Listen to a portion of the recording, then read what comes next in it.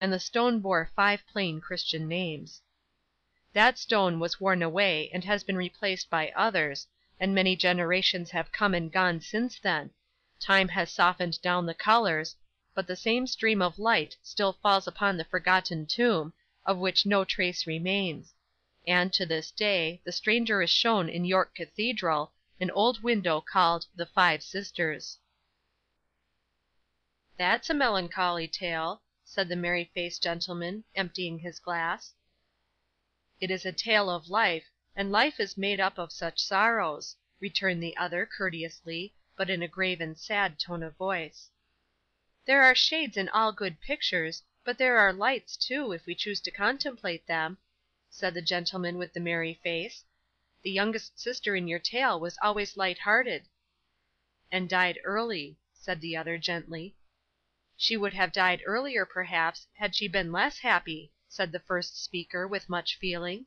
"Do you think the sisters who loved her so well would have grieved the less if her life had been one of gloom and sadness? If anything could soothe the first sharp pain of a heavy loss, it would be, with me, the reflection that those I mourned, by being innocently happy here, and loving all about them, had prepared themselves for a purer and happier world. The sun does not shine upon this fair earth to meet frowning eyes, depend upon it." "I believe you are right," said the gentleman who had told the story. "Believe!" retorted the other. "Can anybody doubt it? Take any subject of sorrowful regret, and see with how much pleasure it is associated. The recollection of past pleasure may become pain—" "It does," interposed the other. "Well, it does. To remember happiness which cannot be restored is pain, but of a softened kind. Our recollections are unfortunately mingled with much that we deplore, and with many actions which we bitterly repent. Still, in the most checkered life I firmly think there are so many little rays of sunshine to look back upon, that I do not believe any mortal, unless he had put himself without the pale of hope, would deliberately drain a goblet of the waters of Lethe, if he had it in his power." "Probably you are correct in that belief," said the gray-haired gentleman after a short reflection. "I am inclined to think you are." "Why, then," replied the other, "the good in this state of existence preponderates over the bad, let miscalled philosophers tell us what they will. If our affections be tried, our affections are our consolation and comfort; and memory, however sad, is the best and purest link between this world and a better. But come, I'll tell you a story of another kind."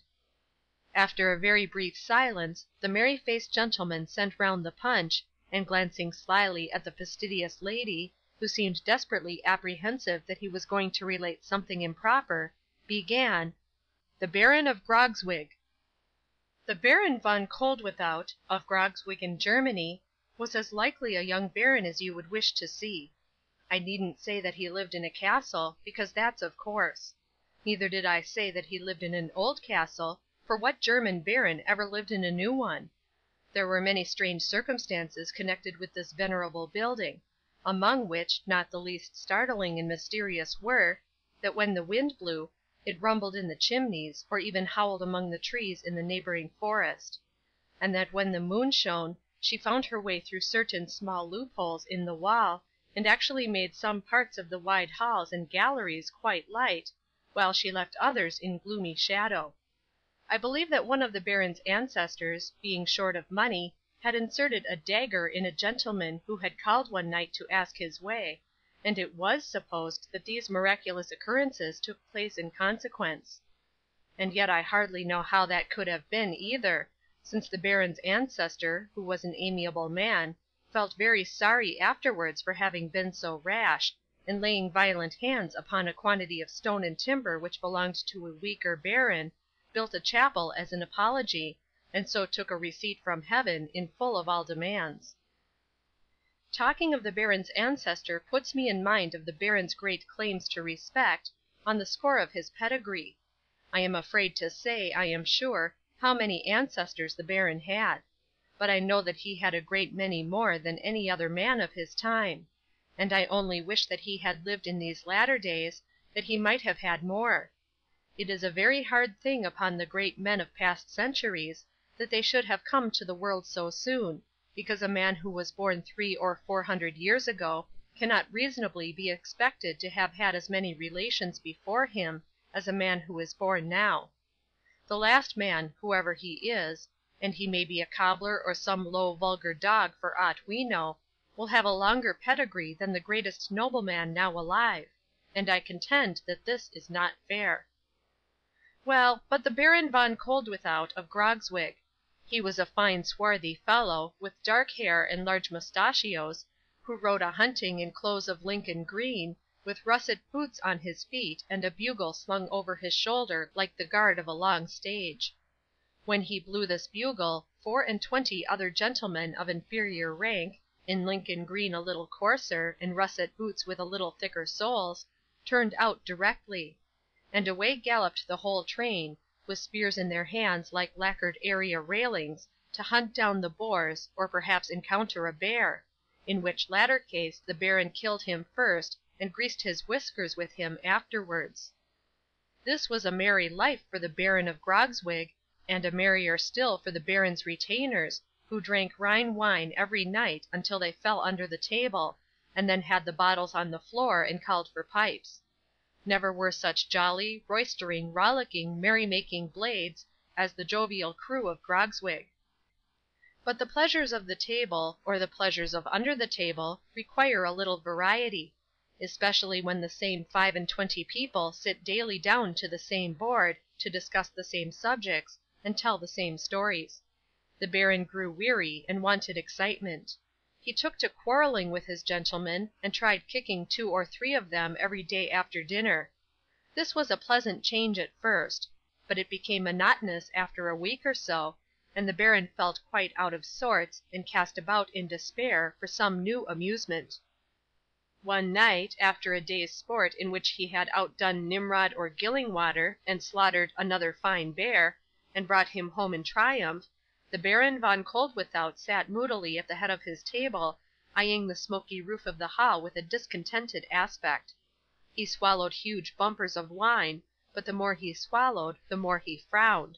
The gentlemen who had been honored with the dangerous distinction of sitting on his right and left, imitated him to a miracle in the drinking, and frowned at each other. "I will!" cried the Baron suddenly, smiting the table with his right hand, and twirling his mustache with his left. "Fill to the Lady of Grogzwig." The 24 Lincoln greens turned pale, with the exception of their 24 noses, which were unchangeable. "I said, to the Lady of Grogzwig," repeated the Baron, looking round the board. "To the Lady of Grogzwig!" shouted the Lincoln greens, and down their 24 throats went 24 imperial pints of such rare old hock, that they smacked their 48 lips, and winked again. "The fair daughter of the Baron Von Swillenhausen," said Koeldwethout, condescending to explain. "We will demand her in marriage of her father, ere the sun goes down tomorrow. If he refuse our suit, we will cut off his nose." A hoarse murmur arose from the company. Every man touched, first the hilt of his sword, and then the tip of his nose, with appalling significance. What a pleasant thing filial piety is to contemplate! If the daughter of the Baron Von Swillenhausen had pleaded a preoccupied heart, or fallen at her father's feet and corned them in salt tears, or only fainted away, and complimented the old gentleman in frantic ejaculations, the odds are 100 to 1 but Swillenhausen Castle would have been turned out at window, or rather the Baron turned out at window, and the castle demolished. The damsel held her peace, however, when an early messenger bore the request of Von Koeldwethout next morning, and modestly retired to her chamber, from the casement of which she watched the coming of the suitor and his retinue. She was no sooner assured that the horseman with the large mustachios was her proffered husband, than she hastened to her father's presence, and expressed her readiness to sacrifice herself to secure his peace. The venerable Baron caught his child to his arms, and shed a wink of joy. There was great feasting in the castle that day. The 24 Lincoln greens of Von Koeldwethout exchanged vows of eternal friendship with 12 Lincoln greens of Von Swillenhausen, and promised the old Baron that they would drink his wine "till all was blue," meaning probably until their whole countenances had acquired the same tint as their noses. Everybody slapped everybody